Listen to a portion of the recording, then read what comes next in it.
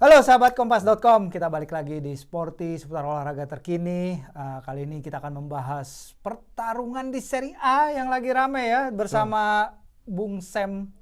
Halo, apa kabar? Sam Bagaskara. Baik sekali, Bung Firzi. Pengamat sepak bola Italia di Kompas.com. Sam, kemarin ada hasil yang luar biasa ya di Italia. Inter Juve itu gimana, Sam? Inter Juve ya ini sangat menentukan ya, derby di Italia. Ya. Derby di Italia berjalan seperti biasa dengan ketat, dengan ya seru, tapi hasilnya sudah bisa diprediksi menurut saya ya. Udah bisa diprediksi nih, jadi bukan kejutan. Bukan kejutan lagi karena kita tahu semuanya Inter musim ini sangat dominan. Mereka kayak punya liga sendiri, levelnya sudah beda dengan Sendiri dong, main sendiri. iya, dengan tim-tim yang lain Iya. karena tim ini sudah matang banget di bawah kepelatihannya si Simone Inzaghi setelah dengan mercato yang luar biasa di awal musim, ternyata berdampak luar biasa buat kinerja Inter musim ini. Mereka musim ini di awal musim kehilangan pemain yang nggak main-main loh. Ada Edin Dzeko dilepas musim ini, yang andalan musim lalu banyak gol yang dibikin oleh Dzeko. Kehilangan juga di sektor belakang ada Andre Onana. Dijual dengan harga yang sangat menguntungkan, sangat good value ya buat Inter ya. Untuk menjual Onana dan kiper dengan clean sheet terbanyak ya di waktu Liga itu Champions. Kiper dengan clean sheet terbanyak dari Liga Champions dengan cerdas mendatangkan Jan Sommer. Dan Sommer ini juga langsung meskipun gaya bermainnya beda dengan Onana tapi langsung dapat tempat di tim utama Inter, ngecun. Dia jadi andalan dan kini cuman kebobolan 10 gol Bung Hirzi di Serie A. Tim dengan kebobolan paling sedikit ya Inter ini, baru 10 kali kebobolan dari cuman 22 pertandingan ya. Wow, 10 ya. Iya. Itu luar biasa banget. Dan kemarin terbukti lawan Juventus, Juve kesulitan sekali membuat peluang ke ancaman ke gawang Jan Sommer. Sampai Marco Materazzi bilang kalau San Siro kemarin isinya adalah sekitar 70-an ribu penonton plus Sommer jadi penonton di San Siro ya. Ngehe juga ya, namanya juga Materazzi ya, orang ngehe ya. Tapi di atas bukan Materazzi. Tapi di atas lapangan memang itulah faktanya, Juventus kesulitan untuk menciptakan peluang konkret. Di sisi lain Inter sebenarnya bisa menang dengan lebih meyakinkan, tidak cuma 1-0. Kalau beberapa kali Chesney membuat penyelamatan yang bagus, saya kira Inter bisa membuat skor yang kemenangan yang lebih meyakinkan. Ya, dan kalau kita ngomong bukan hanya lini belakang dengan kiper, bukan hanya lini depan, tapi kita juga harus bahas Calhanoglu kayaknya ya. Mantan pemain AC Milan. Mantan pemain AC Milan harus disangkut pautin ya. Karena Calhanoglu banyak yang memuji dia. Salah satunya adalah Andrea Barzagli, mantan bek tangguh Juve ya, Barzagli ya. Dia bilang umpan Calhanoglu itu seperti ibarat melihat Xabi Alonso atau Juan Sebastian Veron melepas umpan. Apakah siapapun yang mempunyai ide pertama untuk mainin Calhanoglu sebagai deep lying playmaker itu mungkin orang terpintar di Italia sekarang ini, Sam? Iya, kemarin ada komentar bagus dari Fabio Capello ya. Dia ngomentarin soal kenapa Milan musim ini agak susah, performanya turun ya, karena mereka kehilangan mesin bagus di lini tengah. Capello menyorot di situ Milan melepas Franck Kessié, melepas Calhanoglu dan juga Sandro Tonali. Itu mesin semua di lini tengah, Milan lepas semua. Itu dalam satu window apa gimana? Enggak. Calhanoglu duluan kan. Waktu habis Euro 2020, Calhanoglu dilepas secara gratis dan itu jadi berkah buat Inter ya, tetangganya Milan. Dan sekarang Calhanoglu punya kehidupan baru di posisi barunya sebagai regista kalau orang Italia bilang, di depan di depan garis pertahanan Inter.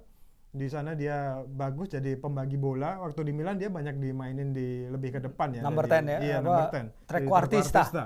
Tapi di Inter karena dulu ada Christian Eriksen tidak dalam kondisi terbaiknya, akhirnya Simone Inzaghi waktu itu berpikir ada kemungkinan Calhanoglu bisa ditempatin di depan garis pertahanan, dan ternyata itu efektif.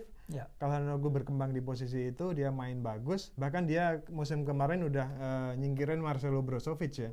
Jadi Brozovic jadi cadangan, akhirnya pindah ke Al Nassr. Jadi sebuah transfer yang master stroke ya, sekali lagi dari BP Marotta. Dia sekali lagi datengin pemain gratis tanpa biaya, tapi impactnya ke tim sangat luar biasa. Calhanoglu seperti Bung Firsi tadi bilang, operannya itu bisa melesat kayak seperti peluru Di Marco ya, Iya. Di Marco di kiri yang diterusin ke tengah ya. Iya. Peluru keren banget. Dan secara value for money ini dibilang mungkin yang terbaik di Serie A dalam beberapa tahun terakhir, karena tadi Sam udah bilang gratisan. Gratisan.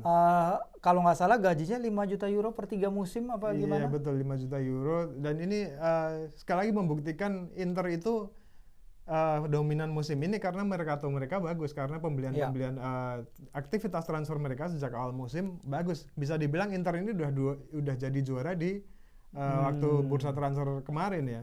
Dia datengin, kita tahu Inter datengin Marcus Thuram itu juga gratis. Yes. Dari Borussia Mönchengladbach ya. Waktu itu saingannya AC Milan, tapi Milan nggak berani bayar dia lebih tinggi, dan kebetulan juga Thuram prefer ke Inter. Disaranin bapaknya Lilian Thuram. Pasti. Dia akhirnya pindah ke Inter, dan terbukti juga dia langsung nyetel dengan permainan Inter. Sekarang sudah 7 assist di Inter. Dia jadi partner yang bagus buat Lautaro yang lebih mobile ya. Ya, karena waktu kemarin Thuram naik kan pesaingnya adalah Randal Kolo Muani dibeli Paris mahal-mahal, tapi impact-nya masih jauh lebih besar si Thuram sekarang ya, dengan power yang dia punya, dengan kerjasama bagusnya ya di lini depan. Satu lagi pembelian yang bagus juga Davide Fratesi ya di Inter. Jadi dia memberi kedalaman di lini tengah juga ketika Nicolo Barella mungkin nggak dalam kondisi yang terbaik atau dia lagi cedera. Jadi Inter ini tim yang sangat dalam, sangat lengkap, dan pelapis-pelapisnya tuh masih bisa diandalkan juga. Ada Juan Cuadrado yang kayaknya udah habis di Serie A, tapi di satu momen dia akan dibutuhkan. Alexis Sanchez masih bisa ada perannya juga. Ada di depan juga ada Marco Arnautovic yang kadang dimasukkan Simone Inzaghi pada menit-menit akhir. Jadi tim ini sangat dalam, dibangun dengan konsep yang jelas. Dan setelah terutama saya menyorot sejak Inter kalah di final Liga Champions ya Bung Firsi ya. Tim ini makin kuat, makin percaya diri, dan punya kepercayaan bahwa Inter bisa melawan tim-tim yang lebih mapan. Dengan apa yang mereka punya ya, mungkin secara finansial susah bersaing dengan klub-klub besar lain di liga lain, tapi mereka mendatangkan itu tadi transfer cerdas yang kayaknya akan disusul oleh Adel Taremi, Mehdi Taremi dari Porto ya. Dan juga jangan lupa juga Piotr Zelinski dari Napoli. Zelinski itu bagus ya. Iya bagus.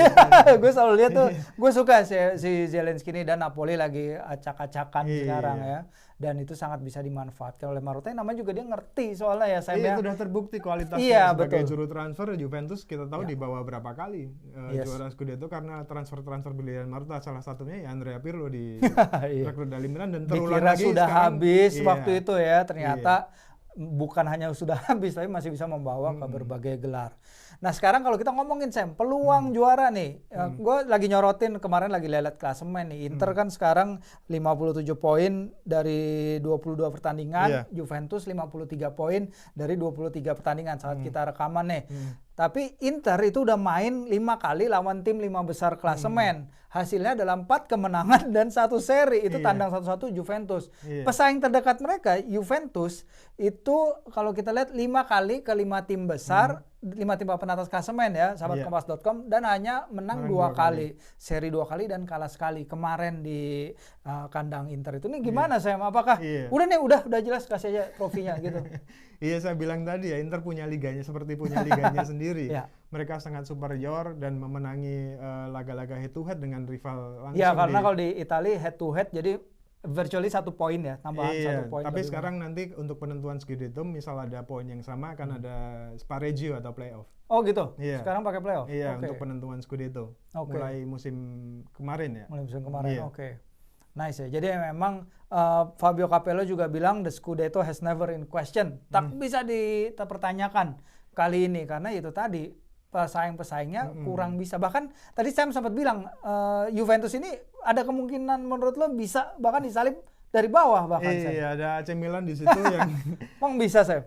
Ya kemungkinan bisa aja, karena secara pengalaman, secara kedewasaan tim Milan lebih bagus ya menurut saya ya, karena Juventus ini kan tidak bisa dimungkiri, Allegri udah bilang berkali-kali tim ini tim muda, tim sangat muda. Beberapa pemain yang dimainkan Allegri musim ini itu adalah jebolan Juventus next gen ya, yang kita tahu belum Kenan Yildiz, ada Andrea Cambiaso.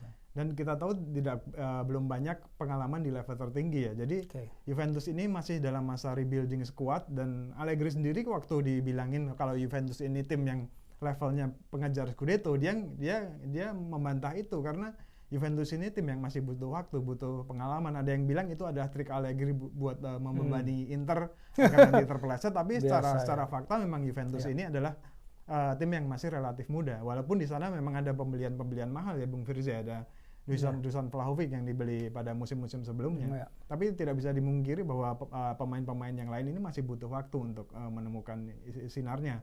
Kalau Milan nanti ada beberapa pemain Milan yang bangkit kembali dari rehabilitasi cedera, timnya sudah lengkap, saya pikir ya ada peluang Milan untuk naik ke posisi 2 menempel Inter, walaupun Inter saya pikir akan sulit dihentikannya. Lu sebagai Milanisti, akhir musim Pioli in atau Pioli out?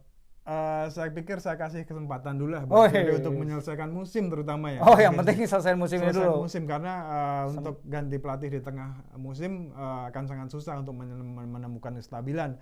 Dan Pioli ini terkenal ini kan julukannya Il Normalizzatore. Apa tuh?